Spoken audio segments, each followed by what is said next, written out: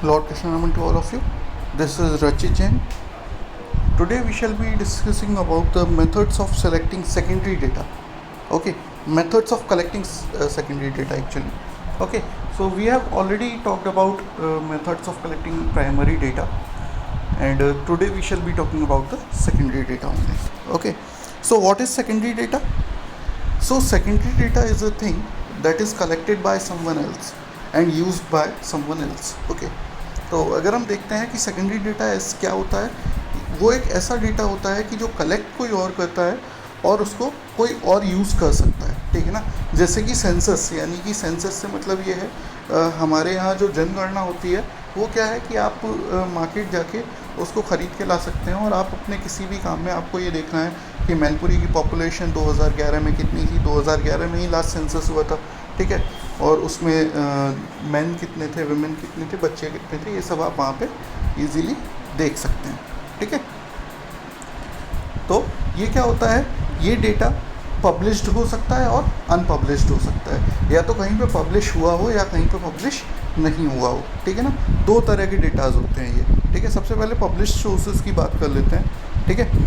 तो अब ये कौन कौन सी सोर्सेज होती हैं? सबसे पहले गवर्नमेंट पब्लिकेशन, यानी कि गवर्नमेंट समय समय पर क्या करती है कि कई सारे डेटाज को कैलकुलेट करती रहती है, ठीक है ना। जैसे annual service of industries, labour gadget, agricultural statistics of India, ठीक है, इंडियन ट्रेड जर्नल, ठीक है। ये सारी चीज़ें गवर्नमेंट क्या करती है, समय समय पे इनके सर्वेस करती रहती है, ठीक है, और इनको पब्लिश करती रहती है ईयरली बेसिस पे, यानी कि कितना एग्रीकल्चर में फ़ायदा हुआ, ठीक है, कितना इंडस्ट्रीज़ बढ़ी, ठीक है। तो ये सब चीज़ें क्या है, अगर आपको किसी भी जॉब के लिए या किसी भी काम के लिए इसकी ज़रूरत है तो आपको खुद से सर्वे करने की ज़रूरत नहीं है। आप सिर्फ गवर्नमेंट पब्लिकेशन का ये सर्वे मार्केट से ख़रीद के ला सकते हैं या गवर्नमेंट की वेबसाइट से डाउनलोड कर सकते हैं, ठीक है। नेक्स्ट है पब्लिकेशन ऑफ इंटरनेशनल ऑर्गेनाइजेशन। अब देखिए IMF अपना डेटा देता है। कई बार आपने देखा होगा कि IMF ने इंडिया की रैंकिंग कम कर दी है, GDP की जो एक अनुमान है, अजम्पशन है GDP का, वो कम कर दिया या बढ़ा दिया, ठीक है। उसके बाद UNO अपना डेटा देता है, WHO अपना डेटा देता है। तो ये सब क्या इंटरनेशनल ऑर्गेनाइजेशन है ना, वर्ल्ड हेल्थ ऑर्गेनाइजेशन, ठीक है, WTO ने अपना डेटा दिया, वर्ल्ड ट्रेड ऑर्गेनाइजेशन, IMF। तो ये सब भी क्या करते हैं, ये सब भी समय समय पर कई सारे देशों में सर्वेस कराते रहते हैं। अगर आप कोई मल्टीनेशनल कंपनीज स्टार्ट करना चाहते हैं तो आप इन सर्वेस की हेल्प ले सकते हैं। Next, semi official publications. इसमें देखो कौन कौन सी चीज़ें आती हैं, जैसे म्यूनिसिपल कॉरपोरेशन, नगर पालिका हमारी, ठीक है। उसके बाद district boards, public periodical reports, ठीक है, पब्लिश पीरियोडिकल रिपोर्ट्स एक्चुअली, ठीक है ना, यानी कि जो रिपोर्ट्स समय समय पर पब्लिश होती रहती हैं वो रिपोर्ट्स, ठीक है। तो ये भी क्या है, सेमी ऑफिशियल पब्लिकेशन, ठीक है। Reports of committee and commission. देखिए क्या होता है कि कई बार गवर्नमेंट क्या करती है, सेंट्रल गवर्नमेंट या स्टेट गवर्नमेंट कई सारी कमिटीज़ बनाती है। जैसे अभी BCCI में करप्शन के लिए या BCCI में रिकमेंडेशन के लिए एक कमेटी बनाई गई थी, ठीक है, जिसने ये बताया था कि अध्यक्ष को कितने टाइम रहना है BCCI के, या उसमें क्या क्या चेंजेस होने हैं, वो सारी चीज़ें किसने बताई थी, उसी कमेटी ने, ठीक है। तो कमेटी भी क्या करती है, एक सर्वे कंडक्ट करती है जिसके बेस पे अपनी रिपोर्ट देती है, ठीक है। Next, private publication. अब देखो सबसे पहले तो गवर्नमेंट पब्लिकेशन थी, अब आते हैं प्राइवेट पब्लिकेशन पे, ठीक है। प्राइवेट पब्लिकेशन में क्या होता है, जर्नल एंड न्यूज़पेपर। अब देखिए क्या होता है कि कई लोग सर्वे करके जर्नल लिखते हैं, यानी कि सर्वे करके अपने सर्वे के जो रिज़ल्ट होते हैं उसको एक जर्नल के रूप में, अपनी रिसर्च के रूप में लिखते हैं, ठीक है। और सेकंड इज़ न्यूज़पेपर। न्यूज़पेपर में जो खबरें निकलती हैं, न्यूज़पेपर में जो डेटाज निकलते हैं वो किसके द्वारा होते हैं, भाई उनके जो पत्रकार हैं वो जगह जगह पर जाकर रिपोर्ट्स को कलेक्ट करते हैं, यानी कि एक तरह से सर्वे करते हैं, ठीक है। रिसर्च इंस्टीट्यूट्स, बहुत सारे इंस्टीट्यूट्स इंडिया में अगर आप देखें, ठीक है, तो वो क्या है, वो इसीलिए ही जाने जाते हैं कि वो रिसर्च करते हैं जगह जगह पर जाके। रिसर्च मतलब एक तरह से सर्वे करते हैं, ठीक है। अगर आप देखें तो एग्रीकल्चरल जो इंस्टीट्यूट्स हैं वो क्या करते हैं, वो सॉइल का सर्वे करते हैं कई जगह पर जाके कि कहाँ की मिट्टी कैसी है, कितनी अच्छी है, कितनी ख़राब है, ठीक है। Next, professional trade bodies. अब देखो चैम्बर ऑफ कॉमर्स, फिक्की वगैरह जो हैं ये समय समय पर अपने सर्वे कराते रहते हैं, ठीक है ना। या जो जैसे Bombay mill association, stock exchange, ये सारे सर्वे क्यों कराते हैं, ये सारे सर्वे इसलिए कराते हैं कि अगर मान लो स्टॉक एक्सचेंज सर्वे करा रहा है तो वो इसलिए करा रहा है कि किस कंपनी की कैसी हालत चल रही है, ठीक है ना, कौन सी कंपनी आगे सक्सेसफुल होगी, कौन सी कंपनी आगे सक्सेसफुल नहीं होगी, ये हम कस्टमर्स को बता सकें, ठीक है। Next, annual reports of joint stock companies. अब देखो क्या होता है, एनुअल रिपोर्ट्स जो जॉइंट स्टॉक कंपनीज़ हम लोग पहले ही सेकंड चैप्टर में बिजनेस के डिस्कस कर चुके हैं, ठीक है। तो जॉइंट स्टॉक कंपनीज़ की जो एनुअल रिपोर्ट्स होती हैं वो भी एक तरह से सर्वे हैं, यानी कि आपको उस कंपनी के बारे में जानना है या शेयर होल्डर हो आप तो उस कंपनी के बारे में आप उस सर्वे के थ्रू जान सकते हो, एनुअल रिपोर्ट के थ्रू जान सकते हो, ठीक है। Next is articles, market review and reports also provide valuable data for research study. यानी कि मार्केट रिव्यू, देखो क्या होता है, कई सारी मैगजीन्स आपने देखी होंगी जो आपको मार्केट का रिव्यू देती हैं, ठीक है ना, यानी कि मार्केट में क्या चल रहा है, अगर हम देखें शेयर मार्केट में क्या चल रहा है या नॉर्मल मार्केट में क्या चल रहा है, आपने देखा होगा इकोनॉमिक टाइम्स वगैरह ये जो मैगजीन्स या न्यूज़पेपर आते हैं तो ये आपको एक रिव्यू देते हैं मार्केट का, ठीक है। अब बात करते हैं अनपब्लिश्ड सोर्सेज की, ठीक है ना। देखो अनपब्लिश्ड सोर्सेज कौन कौन से होते हैं, रिसर्च इंस्टीट्यूट्स, यानी कि कई सारे रिसर्च इंस्टीट्यूट जिन्होंने अपनी किसी न्यूज़पेपर वगैरह में कहीं पे भी रिपोर्ट्स को पब्लिश नहीं किया है, ठीक है। ट्रेड एसोसिएशंस, अब देखो जैसे मान लो आपका मैनपुरी का एक व्यापार मंडल है, ठीक है, उसने कोई एक सर्वे करवाया कि भाई हमारे कितने व्यापारियों को कितना नुकसान हुआ, ठीक है, उसने एक रिपोर्ट अपने पास बना के रख ली लेकिन वो कहीं भी पब्लिश नहीं की, ठीक है ना। उसने कहा कि कभी भाई गवर्नमेंट पूछेगी तो वही हम बता देंगे कि इतना नुकसान हुआ है, ठीक है। नेक्स्ट, यूनिवर्सिटीज़, कई बार क्या होता है यूनिवर्सिटीज़ में जो रिसर्च हुई वो यूनिवर्सिटी के अंदर ही रहती है, यूनिवर्सिटी उसको कहीं पब्लिश नहीं करती है। पब्लिश किन की करती है, एक दो लोगों की रिपोर्ट्स पब्लिश हो जाती है, बाकी की यूनिवर्सिटी में ही रहती है, ठीक है। लेबर ब्यूरोज़, लेबर ब्यूरोज़ भी क्या करते हैं समय समय पर कि लेबर कितनी है इस समय मतलब हमारे देश में या हमारे शहर में या हमारी स्टेट में, ठीक है ना, वो भी समय समय पर ये डेटास कलेक्ट करती हैं, लेकिन ज़रूरी नहीं कि हर बार पब्लिश हो जाए, ठीक है ना। तो रिसर्च वर्कर्स, स्कॉलर्स, बहुत सारे लोग होते हैं, ठीक है। आप लिमिटेशंस वगैरह आप लोग खुद से देख सकते हैं, ठीक है। लिमिटेशंस के बारे में मैं बात नहीं करूँगा, अगर आपको कोई प्रॉब्लम हो तो आप पूछ लीजिएगा लिमिटेशन के बारे में, ठीक है। हम लोग प्रिकॉशंस के बारे में बात करेंगे, ठीक है। तो प्रिकॉशंस क्या क्या लेने चाहिए हमें सेकेंडरी डेटा को यूज़ करते समय, ठीक है।